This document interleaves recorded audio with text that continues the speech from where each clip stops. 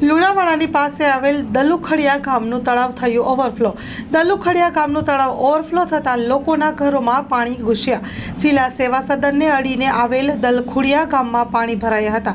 રાત્રિ દરમિયાન તળાવ ફાટતા લોકોના ઘરો તેમજ ખેતરોમાં પાણી જોવા મળ્યા હતા. લોકો રાત્રિ સૂતા હતા તે દરમિયાન તળાવ ફાટતા 6 જેટલા ઘરો પાણીમાં ઘૂસી ગયા. અચાનક ઘરમાં ભારે પાણી ફરી વળતા લોકોને નુકસાન થયું છે. વહીવટી તંત્ર હજુ ન આવતા લોકોમાં ભારે રોષ. તંત્ર દ્વારા સહાય ચૂકવવામાં આવે તેવી માંગ ઉઠી છે. Story report by Dilip Chaudhary.